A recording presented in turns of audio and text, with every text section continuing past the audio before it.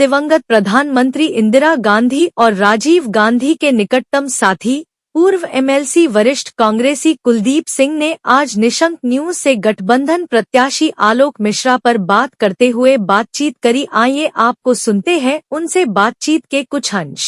जी कुलदीप जी, आप 13 तारीख आ रही है, मतदान का दिन आ रहा है, आप गठबंधन प्रत्याशी के लिए कुछ क्या कहना चाहेंगे? हम ये कहना चाहेंगे कि हमारा लोकल व्यक्ति है, हमारे दुख सुख को सुन लेगा।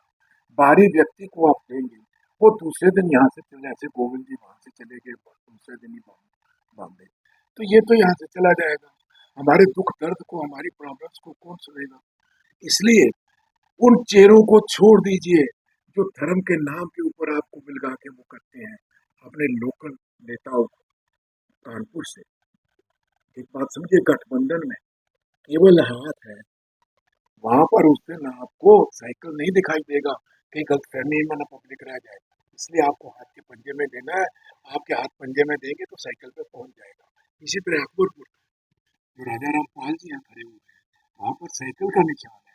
हमारे गठबंधन के प्रत्येक व्यक्ति को उस निशान पर देना है, क्योंकि आज एक बड़ा गठबंधन हुआ है और ये गठबंधन की गांठों को, जनता को मजबूत करना है, जो आने वाले समय में हम इस देश प्रदेश को, इस देश को इस गंदगी से मुक्त करा सके और जो है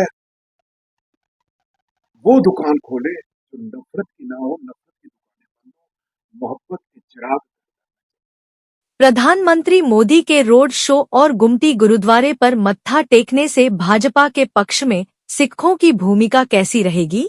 कुलदीप जी बताते हैं कि मोदी जी ने साबित कर दिया है कि सिख समाज में गुटबाजी है और किसी एक जत्थेदार को बुलाकर उसका सम्मान कर देने से पूरा सिख समाज भ्रमित नहीं होने वाला। कानपुर के चुनाव में सिख समाज की भूमिका हमेशा से ही महत्वपूर्ण रही है और इस बार भाजपा धर्म के आधार पर चुनाव जीतने की कोशिश कर रही है। उनके पास कोई भी काम और मुद्दे नहीं है। वहीं कांग्रेस पार्टी महिला उत्थान, युवा बेरोजगारी और किसान की बात कर रही है, जिसका मतलब जनता समझ रही है मोदी जी की गारंटी किसी काम नहीं आने वाली। उनका क्या है, वो तो झोला उठाकर चल देंगे। आप जो धर्म की राजनीति के बारे में बात करते हैं, ये तो सभी लोग जानते हैं कि मोदी जी ने इंटरनेशनल लेवल से लेकर के देश तक तमाम विकास के कार्य, उस पर आप क्या विदेशों में जो आज भारत की धमक है पहले ऐसा है, मीडिया हिंदुस्तान का इस बात को चलाता ही नहीं है। आज अमेरिका ने जो बयान दिया है, आज जो कनाडा ने बयान दिया है, हमारे यहाँ इंग्लैंड में पार्लियामेंट में डिस्कशन हुई है कि इंडिया के एक चीफ मिनिस्टर को, स्टेट के चीफ मिनिस्टर को चुनाव के टाइम में उठा के बंद कर दिया गया। चुनाव के पहले भी बंद कर सकते थे, बाद में बंद कर दिया। दो और उन्होंने केजरीवाल का पर्टिकुलर नाम लेके बात की और कांग्रेस का कहा कि चुनाव इसके खाते आज के हैं। आप तो 8 साल पुरानी बात कर रहे हैं, आज खाते सीज कर दिया आपने एक पार्टी के। अब ये जितने भी वादे करते हैं, इन्होंने कहा मोदी की गारंटी। अब देखिए, ना तो इसमें एनडीए की गारंटी है, ना इसमें जो है भारतीय जनता पार्टी की गारंटी है। मोदी जी कहते हैं मैं तो फकीर हूँ, झोला उठाऊंगा और चल दूंगा, तो गारंटी में आप किसको पकड़ेंगे? इन्होंने 2014 में वादा किया 15 लाख देंगे, अरे 5 लाख दे दिया होता सबको, तो हम समझते कि इनके वादों में कोई दम है। इन्होंने 20 लाख करोड़ नौकरी देनी थी 10 साल में, 20 करोड़ के बदले में 5 लाख करोड़ को ही नौकरी दे देते, हम समझते। इन्होंने 16 लाख करोड़ रुपया अपने दोस्तों को बांट दिया, 2 लाख करोड़ रुपया कानपुर में देते, सारी मिलें कानपुर की चल जाती, लाखों लाखों मजदूर उसमें रोजगार में लग जाता। आज जो भिखारी बन के बेचारा कोई खोचे लगा रहा है, जो मिलों से निकला बाहर। हमारे कांग्रेस ने क्या वादा किया, क्या स्लोगन दिया था?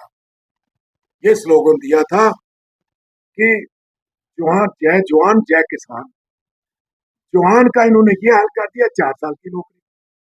किसान का ये हाल कर दिया कि 750 किसान मर गया अपने हाकम को मिलने दिल्ली आने के लिए। क्या वो आपने समझ लिया कि पंजाब जो है वो भारत का हिस्सा नहीं है, वो लोग यहाँ नहीं आ सकते?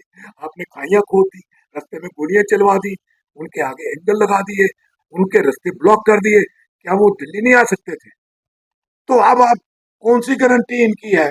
किसी एक गारंटी को पूरा कर दिया होता तो आज हम मानते हैं इनकी सारी गारंटियां हैं।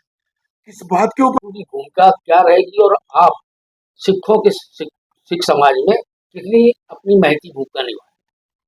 देखिए साहब, 2024 का जो ये चुनाव है, ये आम चुनाव नहीं, ये कॉन्स्टिट्यूशन को बचाने का चुनाव, देश की आजादी को बचाने का। ये दोबारा देश को, अब भारतीय अंग्रेजों से इस देश को बचाना है।